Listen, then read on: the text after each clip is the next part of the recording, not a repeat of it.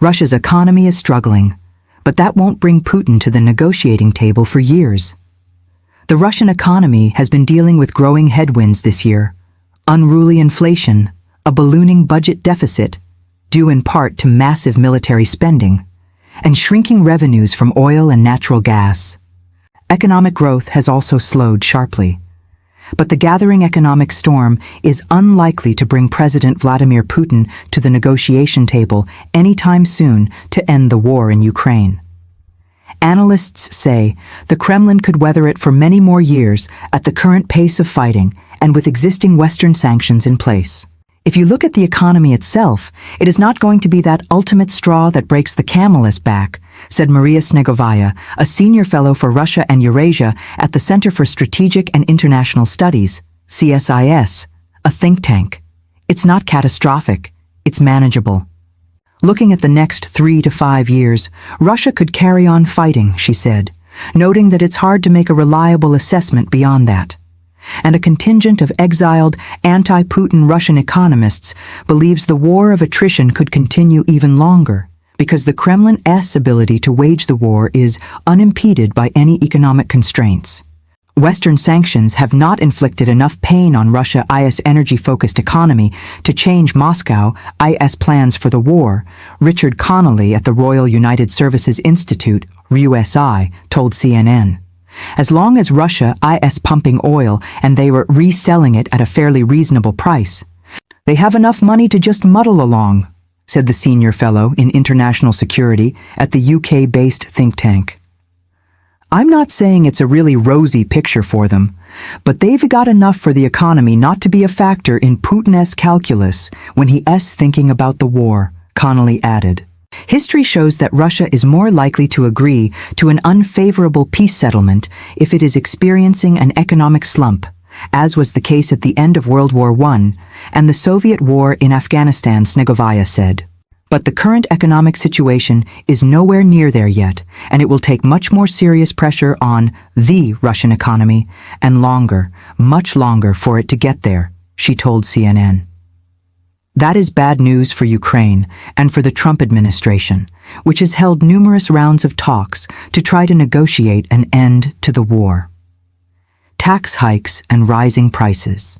What has changed for Russia is that the initial economic boost caused by surging military spending appears to be over, and now the Kremlin has to keep pushing the burden of the war on the Russian society, Snegovaya said.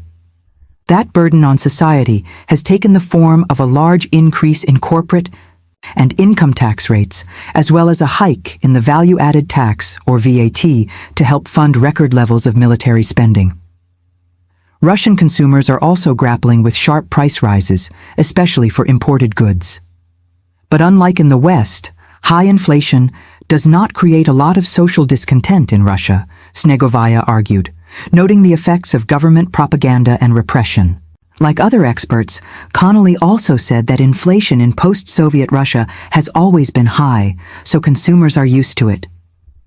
The International Monetary Fund has forecast that year-over-year inflation in Russia will average 7.6% this year, down from 9.5% in 2024. Russia is now spending nearly 40% of its budget on aggression, NATO Secretary General Mark Rutte said earlier this month, one among a number of varying estimates of Russia's military spending. That expenditure jumped 38% last year compared with 2023. According to an April report by the Stockholm International Peace Research Institute. The higher spending has created a new class of wartime economic winners, including defense contractors, such as weapons manufacturers and blue-collar workers. As a result, poverty has fallen in parts of Russia, meaning Putin faces even less pressure from some sectors of society, experts argued. As Russia has tried to substitute some imports from the West, it has expanded manufacturing of textiles, footwear, food products, and basic electronics. Noted Ekaterina Kurbangaleva, a visiting scholar at George Washington University, specializing in political and social research including Russian taxpayer data. Some types of workers saw their wages triple and in some cases quintuple between 2021, the year before Russia launched its war, and 2024, her research has found. It was like a shot of adrenaline, Kurbangaleva said of the wartime boost to the economy, though she noted the slowdown in economic growth since then. Some of Russia's more deprived rural areas have also experienced an economic uplift since the start of the war, in part because of huge paychecks going to Russian soldiers and their families, a strategy the Kremlin has used to recruit volunteer soldiers and avoid wider conscription as it seeks to replace those lost on the front lines in Ukraine. Russian soldiers today are paid more than any Russian soldier in the history of Russian soldiers, RUSI's Connolly said. They have been earning more money than they ever would have hoped to have earned if they'd have stayed in those relatively depressed parts of the country and got another job in the civilian economy. The Russian government has also disbursed large compensation payments to the families of soldiers killed or injured in the war, Kurbangaleva noted.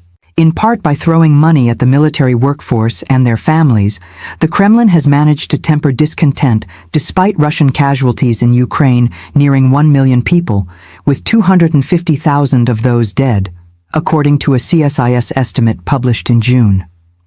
The government has largely avoided the kinds of protests seen during the wars in Chechnya and Afghanistan, when the families of conscripted soldiers from Russia, and the Soviet Union, poorer regions, demanded an end to the conflicts.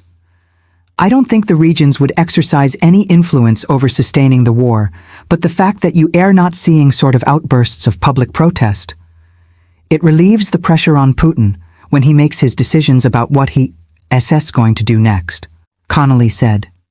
What the Kremlin may be cognizant of, experts say, is concerns about a large group of war veterans re-entering society, without jobs and many with expensive medical needs, if a peace agreement is reached. It's in Putin's best interest to keep this war going, just from a domestic standpoint, said Kimberly Donovan, the director of the Economic Statecraft Initiative at the Atlantic Council. Sanctions evasion is costly. While the economic headwinds are manageable in the short term, the long term could be a different story. Russia has dipped heavily into its sovereign wealth fund, which a recent Atlantic Council report said creates new trade-offs for the Kremlin, as the cushion that once insulated the general public from the war's costs shrinks. According to the Kiev School of Economics Institute, the value of assets that are liquid or easily converted into cash in Russia's National Welfare Fund has declined by 57% since the start of the war. As the fund is drained, it is difficult to imagine a scenario in which the Russian government can sustain its current defense expenditures without social spending cuts that are pervasive and visible to the general population, the Atlantic Council report said. In addition, the recent sanctions that the United States and United Kingdom placed on two major Russian oil producers, Lukoil and Rosneft, have driven up the costs of business for Russia, Donovan at the Atlantic Council told NextNews. They, Russian oil producers, are rerouting oil exports through smaller Russian companies. That is all costing a lot of money, she said. If that is combined with stronger sanctions enforcement and increased pressure on India and China to stop buying Russian oil, the Kremlin could eventually change its calculus, she argued. The more pressure we can put on Russia using these types of sanctions, the more it's going to cost them to try to evade them.